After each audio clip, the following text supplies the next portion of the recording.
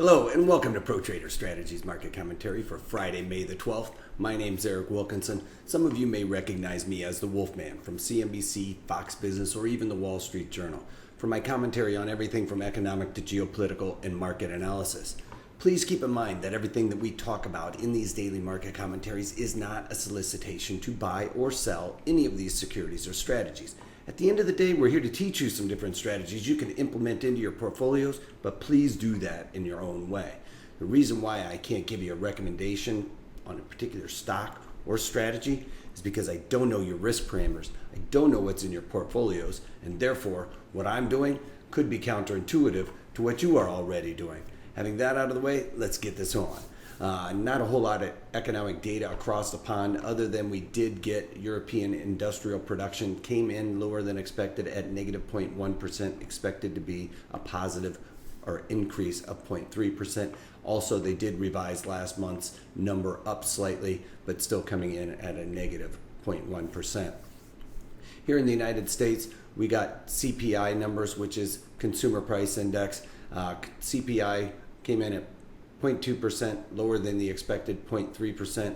Core CPI, Consumer Price Index, which strips out more of the volatile things like food and energy, came in at 0.1%, expected to be a positive 0.2%. Then we also got core retail sales coming in lower than expected at 0.3% versus the expected 0.5%. Not a real surprise there, as we have seen a lot of these brick and mortar retailers kind of suffer a little bit. We saw Macy's come out with lower than expected. Even Nordstrom came out with their regular retail numbers lower by 2% year over year, but they did see a nice increase on the Nordstrom Rack retailers. They actually increased by 8%. So the discount retailers or things like Nordstrom Rack, Marshalls, doing very well. That usually means that the consumer is trying to really watch their dollars and not really do any frivolous spending. So we're seeing that kind of in the retail sales number, which is a bit of a lagger when we're in earnings season and we're really seeing these retailers come out with their earnings before this number came out. And then we saw the retail sales number come in at 0.4%, was expected to be 0.5%, and still mirroring what we saw there. We also saw business inventories increase by 0.2%, was expected to be an increase of 0.1%. Again, they also lowered last month's number down slightly, and that kind of makes it more of a wash on these business inventory numbers. And then University of Michigan consumer sentiment came in at 97.7, higher than expected of the 97. So keep that in mind. We also have a couple of Fed governors speaking. As a matter of fact, Evans is probably wrapping up his speech, and Harker is later on this afternoon, or actually just in the afternoon, 12:30 Eastern. So don't know if we'll see a whole lot out of that.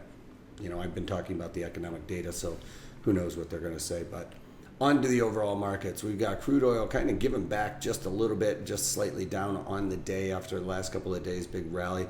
Looking more of like a breather at the end of the day, but we're going to have to keep a real close eye on the 50-day moving average crossing over the 200-day moving average, which would signal more of bearish undertones. I probably should look this up because I always say I think it's called the golden cross when that happens. And I do believe that's what it is called whenever you see those two cross over.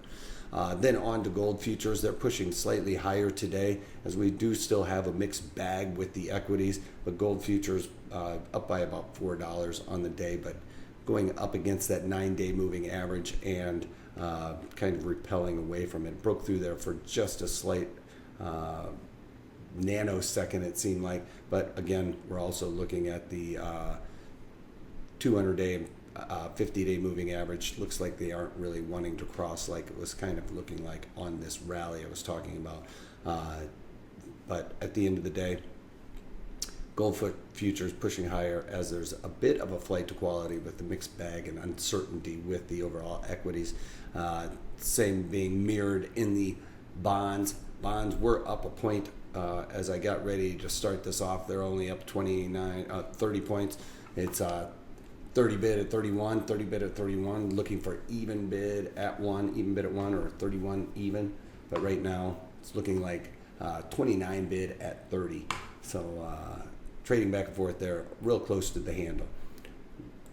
On to the Dow Jones Industrial Average. It's down on the day by about 27 points, which is just really not a whole lot of movement in bonds. Stuck right between that 9-day and 50-day moving average, as we can see right here, and really bouncing up against the point of control, which is where the most time and volume has been spent. But again, still pretty much in a sideways moving market. It did cover this gap now, so we've seen this gap covered. The only other gap to cover is right down here on the Dow Jones Industrial Average. NASDAQ up on the day by 11 points, but again, still pretty much an inside day from yesterday for all intents and purposes. Maybe just slightly outside of that, but really feels like a inside day, especially for a Friday. Just pretty quiet. Not a whole lot of volume happening so far this morning.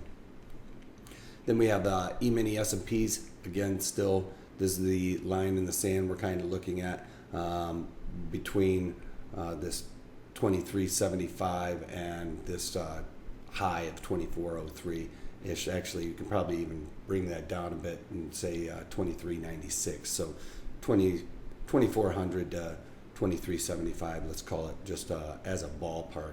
Really pretty much stuck. But if we look at the E-mini S&Ps on the 30-minute chart, broken down into day segments, each one of these representing a day, we can see that the E-mini S&Ps very much an inside day, where the value area high and value area low are at this point very tight and within yesterday's range. So that's where we like to call it being an inside day. For day traders, this is a great setup because you use yesterday's value area high and value area low and kind of trade on that. When the market comes down and tests that, that would be a buying opportunity, and then cover it at the top, or when it tests the top, that's the time to short it. So just a little bit of information on the market profile, Stottlemyre volume profile, whatever you want to call it. That's how most traders will be trading that. On to a couple of things that I've done. This is Pandora. They've just kind of gotten beat up. Yeah, they consistently lose money, and probably will consistently lose money going forward, but at the end of the day, it is very close to the 52-week low. Market really kind of sold off on their earnings. I'm just looking for this to act as support right here around the $9 area. So I kind of got pretty aggressive with this, looking at it like its valuation probably isn't going to go a whole lot lower, but I'm going to keep a real close eye on it. If it starts breaking down too much, I'm going to probably pull the ripcord on this. But I went into the June, because we're right there within that perfect theta contraction zone. If you watch my daily market, or if you watch my webinars, you know that that's the time that I really like to get into this. It also had those earnings, and we actually saw volatility expand after those earnings. That is a highly rare occasion, so being able to take advantage of some high implied volatility in here with a clean month, being that June month being clean, we could easily see this start to kind of taper off a little bit, which is what I'm going to be looking for going forward with this trade. So in the June, I sold the 9 puts for 54 cents in there, so looking to cover that for maybe 50% of my max profit in there. Hopefully we can get a bit of a bounce here, because we have found pretty much a tweezer bottom right here. That's going to be a pretty strong support for this underlying. It's going to be where people come in to buy it, so right around $9.50. So I'm below that, my break even being at around $8.50, because remember, I'm selling the 9 puts with a collection of 50 cents. That lowers my break even to about $8.50. So I got about $1 wiggle room to the downside of this pretty strong support line. Then on to Sprint. Sprint, if we look at this and kind of make sure I have up my right drawings here, I'll see if I can pull up a trend line here. But if we look at this as a trend line, you know, we found it had pretty good support right along this line. Let me get rid of that. But if we look at this line, just kind of draw a line straight across, hitting those bottoms, you can see that that trend line is going to act as resistance on the upside. It acted as support on the downside. It's going to act as resistance to go through to the upside. And then if we kind of draw a line here and touch those bottoms, that is looking like a bear flag.